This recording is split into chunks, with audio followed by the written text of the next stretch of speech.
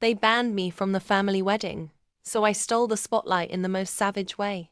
Everyone in the family got an invitation, cousins, second cousins, people I hadn't seen in years. Everyone, except me. My cousin was getting married in a big fancy vineyard ceremony. And when I asked my aunt, her mother, why I was the only one left out, she looked me dead in the eye and said, "Don't make this about you." So I didn't. Instead, I made it about something bigger. 3 weeks later, I hosted my own seaside ceremony. No groom, no drama. Just a dress, a vision, and a camera crew. The video? It went viral. And they never saw it coming. My aunt had always treated me like the family inconvenience. Too opinionated. Too ambitious. Not wife material, like my cousin, who'd married a lawyer with a country club membership. So when I confronted her about the snub, she snapped. "This is not the time for your feelings. Don't ruin your cousin's moment." It hit me like ice water. I wasn't just excluded, I was erased.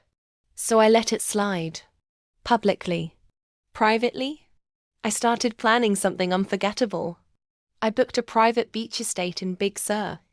Ocean cliffs. Wildflowers. No guests, just a team of creatives.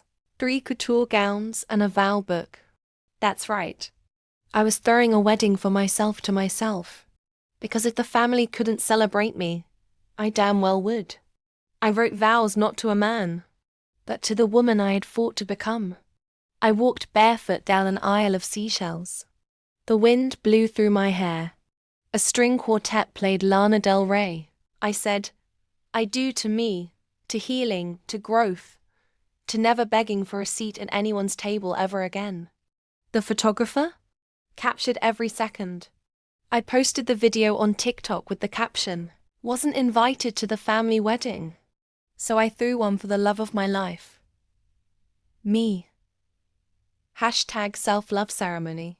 In 48 hours, it hit 3.1 million views. Every comment said the same thing.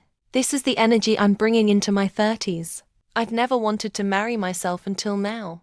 Who needs toxic family when you've got a shoreline and a silk gown?" News outlets picked it up. I did interviews. I got invited to speak at a women's empowerment retreat in Greece. Then I got a DM from someone unexpected. My cousin. She apologized. Said she hadn't known I was intentionally excluded, that her mom wanted the guest list curated, and called me a distraction. Turns out, she'd looked up to me her whole life. She was just too afraid to challenge her mom. But after my video, she left the country club life and launched a travel brand for solo female travelers. Her first sponsored retreat, booked at the same beach estate I got married to myself on. We partnered on it. Together. That's the real plot twist. I didn't just get revenge. I broke the cycle. Subscribe now for more epic stories of revenge, self-love, and rewriting your own narrative. Because when they won't make space for you, you make a scene.